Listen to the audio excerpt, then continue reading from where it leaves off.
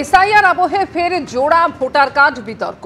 এবার কদম্বগাছির মকিদ মোল্লা, দমদমের গোড়াচাঁদ বিশ্বাস, একই ব্যক্তির দুই নামে দু জায়গায় জোড়া ভোটার কার্ড রয়েছে।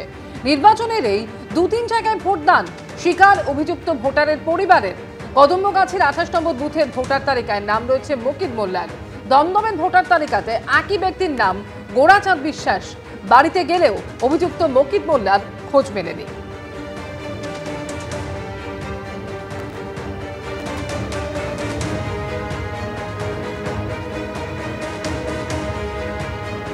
ওখানে থাকে, ওখানেই পরিচিত, মানে ওখানকার বাসিন্দা হয়ে গেছে। নাম পরিবর্তন করেছে, বাবার নাম পরিবর্তন করেছে। এখানে ভোট দিতে আসে না? হ্যাঁ, ভোট দেয়। এখানেও ভোট দেয়? হ্যাঁ, গতবার ভোট দিয়েছে। আর ওর এখানে কোনো বাড়ি আছে? না, এখানে কোনো বাড়ি নেই। তাহলে এখন ও থাকে দমদমে, কিন্তু ভোটের সময় বাড়ি আছে বলতে।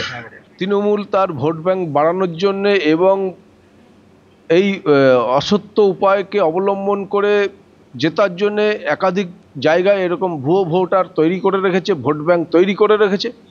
এই ভুয়ো ভোটার এসআইআর থেকে যদি বাদ যায় তৃণমূল ধরাশায়ী হবে। সেই জন্যে সকল তৃণমূলের নেতারা এবং উচ্চস্তরের নেতারা বলছে বিরোধীদের গাছে বেঁধে রাখো, বিরোধীদের মারো, বিরোধীরা বেরোলে তাদেরকে আক্রমণ করো।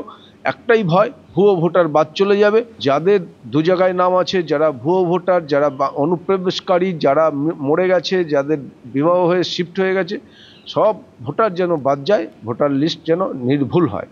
এতে রাজনীতির প্রসঙ্গেতে আসে কি করে আমি বুঝতে পারছি না। ওই মানুষটা বেশ কয়েক বছর আগে ও ধর্ম পরিবর্তন করে কলকাতায় দমদমে কোথায় রয়েছে, সেখানে ভোটার তালিকায় সে নাম তুলেছে। এখানে ভোটার তালিকায় নাম আছে, সেটা ওদের পরিবার থেকে কোনো অভিযোগ দেবে কি? নির্বাচন কমিশনে যারা রয়েছে, বিএলও থাকবে, তারা তো অবজারভেশনে রয়েছে। এটা তো নির্বাচন কমিশনের ব্যাপার, সে নাম কাটবে কি কাটবে না। পরিবার থেকে যদি ভোট দিয়ে থাকে সেটা আমরা বিএলওকে কমপ্লেন করবো। এটা নির্বাচন কমিশনের সম্পূর্ণ ব্যাপার, এটা তো আমাদের দল বা কেন দায়ী নেবে এটা। কৃষ্ণনগরে দেখা গেল একই ব্যক্তির দুটি ভোটার কার্ড। তদন্তের দাবি তুলে কমিশনে অভিযোগ দেয় মুখ্য নির্বাচনী আধিকারিককে নালিশ কংগ্রেসের। এক ব্যক্তির নামে দুটি ভোটার কার্ড থাকার অভিযোগ। দুটি ভোটার কার্ডের এপিক নম্বর আলাদা, এমনটাই দাবি করেছে কংগ্রেস।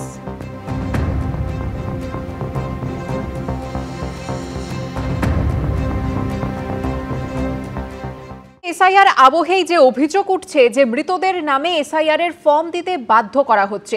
এফআইআর দায়েরের নির্দেশ নির্বাচন কমিশনের। বিভিন্ন দলের বিএলএরা মৃতদের নামে ফর্ম দিতে বাধ্য করছেন। অভিযোগের প্রেক্ষিতে এফআইআর দায়েরের নির্দেশ কমিশনের। 8 বিএলএর বিরুদ্ধে এফআইআর দায়েরের নির্দেশ কমিশনের। অভিযুক্ত বিএলএদের মধ্যে অধিকাংশই তৃণমূলের, এমনটাই সূত্রের খবর। মৃতদের নামে এসআইআর এর ফর্ম দিতে বাধ্য করার অভিযোগ এফআইআর দায়েরের নির্দেশ দিল নির্বাচন কমিশন।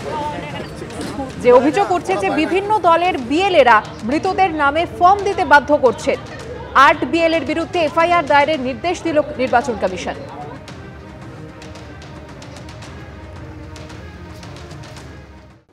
এনুমারেশন ফর্ম বিলি ঘিরে উঠছে নানা অনিয়মের অভিযোগ। পাল্লা দিয়ে বাড়ছে অসন্তোষ।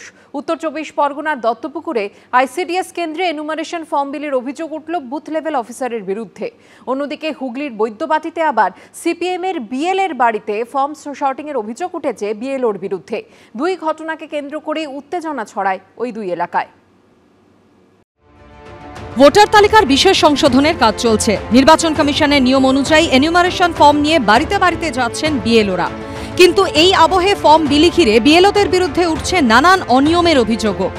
উত্তর 24 পরগনার দত্তপুকুর 2 নম্বর গ্রাম পঞ্চায়েতের 239 নম্বর বুথের বিএলও মধুসূদন মণ্ডলের বিরুদ্ধে আইসিডিএস কেন্দ্রে এনুমারেশন ফর্ম বিলির অভিযোগ উঠেছে। স্থানীয় বাসিন্দাদের অভিযোগ, বাড়ি বাড়ি না গিয়ে এভাবেই চলছে ফর্ম বিলি। শুক্রবার এই নিয়ে বিক্ষোভও দেখান তারা। বাড়ি বাড়ি যাচ্ছেন না কেন? আপনি এখানে বসে দাঁড়াতে নিয়ম না। না, আপনি এখানে বসে দাঁড়ানো কার কথা দিচ্ছেন? শুনুন, আমার এখানে কমিটির যারা আছে তাদের পরামর্শ নিয়ে করব। স্থানীয়দের দাবি, বিক্ষোভের পর এনুমারেশন ফর্ম নিয়ে বাড়ি বাড়ি পৌঁছে যান ওই বিএলও। যদিও আইসিডিএস সেন্টারে ফর্ম বিলির অভিযোগ অস্বীকার করেছেন তিনি। আজকে আমরা কোনো শর্টিং করার জন্য বসেছিলাম। আমরা রোজই পাড়াতে যাচ্ছি, গতকাল গিয়েছিলাম, তার আগের দিনও গিয়েছিলাম। আজকে শর্টিং করার জন্য ওখানে বসেছি, মানে পাড়ায় পাড়ায় দেওয়ার সুবিধার জন্য। গ্রামের লোক যেমন 2-1 ঢুকে পড়লো, হুক ঢুকে পড়লো, এই হচ্ছে ব্যাপার, আর কিছু কোনো ব্যাপার না। এই অভিযোগ সামনে আসতেই বিএলওদের তৃণমূল চোখের অভিযোগ তুলে আক্রমণ শানিয়েছে বিজেপি। যদিও এই অভিযোগ উড়িয়ে দিয়েছে তৃণমূল। যদি ভেবে থাকেন, বিএলও অফিসাররা ভেবে থাকেন যে তৃণমূলের দাদা বা নেতারা যা বলবে সেই মতো কাজ করবে, যদি ভেবে থাকেন, তার ফল আপনারাই পাবেন। মানুষের সুবিধার্থে যদি তিনি কাজ করে থাকেন, এক জায়গায় বসে ফর্ম দিয়ে থাকেন, সেটা ওনার গাইডলাইন্সে আছে কিনা সেটা উনি ভালো বলতে পারবেন। দত্তপুকুরে যখন এই অভিযোগ, অন্যদিকে তখন হুগলির বৈদ্যবাটিতে সিপিএমের বিএলএর বাড়িতে এনিউমারেশন ফর্ম গোছানোর অভিযোগ উঠল বিএলওর বিরুদ্ধে। বৈদ্যবাটি পুরসভার 19 নম্বর ওয়ার্ডের 204 নম্বর বুথের বিএলও রঞ্জনা দত্তের একটি ভিডিও ভাইরাল হয়। এখানে বসে ফর্ম সাজাবার কে? আপনি সিপিএম এর এজেন্টের বাড়িতে ঢুকে ফর্ম সাজাচ্ছেন? ইয়ার কি বাচ্চা এখানে বসে? সিপিএম এর বিএলএর বাড়িতে কেন বিএলও? আমি সুগারের রোগী, সত্যি করে কথা, আমি সুগারের রোগী, আমার প্রচুর কষ্ট হচ্ছিল। এসে আমি ফর্মগুলোকে নিজের মতন করে সাজিয়ে নিয়ে তুলে নিয়ে যাচ্ছিলাম, ওইটুকুই মানে ঝামেলা হয়ে গেল।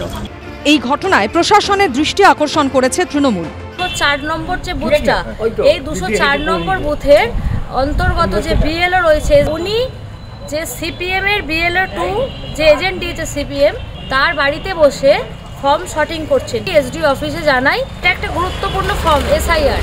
এই ফর্ম যদি কোনো পার্টিকুলার পলিটিক্যাল পার্টির এজেন্টের বাড়িতে বসে কোনো এসডি অফিস মারফত যে বিএলও তারা যদি আজকে শর্টিং করে, সেক্ষেত্রে একটা পক্ষপাতিত্ব হয়ে যাচ্ছে। এক্ষেত্রে গতকাল ওনাকে প্রচুর ফর্ম দেওয়া হয়, ফর্মের পরিমাণটা খুব বেশি, সেটা ভালো করে সাজানো ছিল না, সেই জন্য উনি আমাদের একটু অ্যাসিস্ট্যান্স চেয়েছিলেন। ফিমেল ইন্ডিভিজুয়াল, ওনার হেলথ স্যানিটারি সিকিউরিটির জন্য ওনাকে প্রোভাইড করতেই হয়েছে। সব মিলিয়ে এনিউমারেশন ফর্ম বিলি নিয়ে বিতর্ক চলছেই। সমীরণ পাল, সৌরভ বন্দ্যোপাধ্যায় রিপোর্ট, এবিপি আনন্দ।